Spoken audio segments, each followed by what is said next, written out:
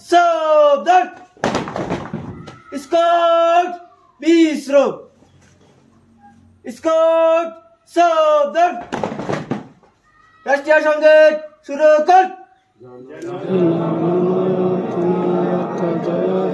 भारत भाग्य विधाता पंजाब से सिंधु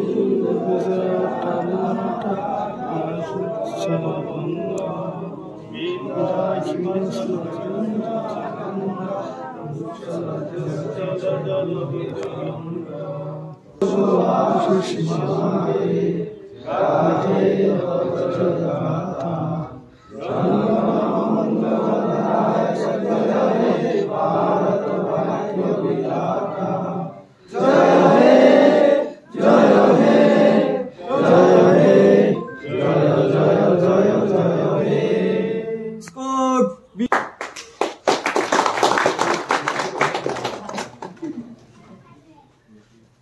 কথা আজি ক'ব লাগিব আৰু সেইকাৰণে ক'ব বিচাৰিছোঁ সংবিধানত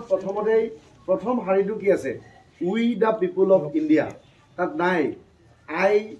আই বুলি নাই মই বুলি নাই এতিয়া যে কিছুমান ব্যক্তিয়ে কয় মই আমি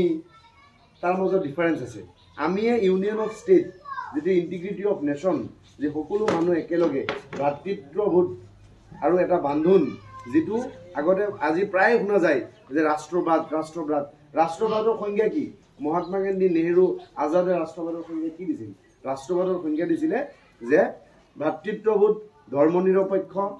আৰু সকলোৱে প্ৰান্তীয় জনগোষ্ঠীসমূহ একেলগে আগবাঢ়ি যোৱাটোৰ নামেই হ'ল প্ৰকৃত ৰাষ্ট্ৰীয়তাবাদ আৰু সেই ৰাষ্ট্ৰীয়তাবাদত ভাৰতবৰ্ষই বিশ্বাস কৰে আৰু সেই ৰাষ্ট্ৰীয়তাবাদত আঞ্চলিকতাবাদ থাকে that is the union of state আৰু সেই কথাটো we the people of India আমি এখন সংবিধান পাইছোঁ এই সংবিধানে আমাক অধিকাৰ দিছে আৰু সংবিধানে প্ৰত্যেকটো নাগৰিককো অধিকাৰ দিছে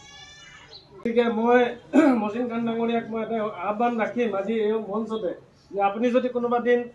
জনপ্ৰতিনিধি হয় তেতিয়াহ'লে জনতাৰ মনৰ কথাখিনিৰ বুজ আপুনি সদায় ল'ব আপুনি ধেমালি এনেকুৱা এটা অনুষ্ঠান বা এনেকুৱা প্ৰতিযোগিতাবোৰে সমাজখনক ধৰি ৰাখে আৰু মানুহক একত্ৰিত কৰি ৰাখে গতিকে আজি এই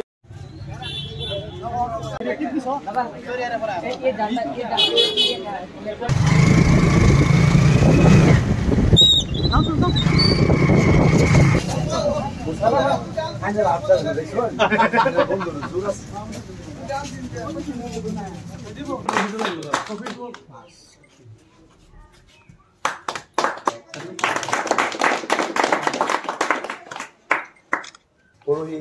আছাম লাইভ 24ত মোৰ এটা এক্সক্লুচিভ ইণ্টাৰভিউ লৈছিলে তেতিয়া সুধিছিলে যে ঢিঙত 90% মানুহ শিক্ষিত নহয় কথাটো কিমান সঁচা এতিয়া মই কৈছিলোঁ ঢিং মানে আপোনালোকে যিবোৰ টিভিত দেখি আছে সেইটো নহয় সঁচা কথাটো কি এতিয়া মই কৈছিলোঁ আপুনি যদি ঢিঙৰ ডুমডুমীয়া বা কদুমিনিত ৰখি পেলাই 5 কিলোমিটাৰ ড্ৰোন উৰাই দিয়ে যে সেই ড্ৰোনৰ ভিতৰত 4-5জন এচিএছ অফিচাৰ আহিব সেই ড্ৰোনৰ ভিতৰত 50 জনতকৈ ওপৰ ডক্টৰ আহিব সেই ড্ৰোনৰ ভিতৰত 10-12জন প্ৰফেচাৰ আহিব আৰু সেই ড্ৰোনৰ ভিতৰত 100 জনৰ ওপৰত মাষ্টৰ আহিব সেই ড্ৰোনৰ ভিতৰত হাজাৰ BA MA পাছ কৰা ল'ৰা আহিব সেইটোৱে প্ৰকৃত দিন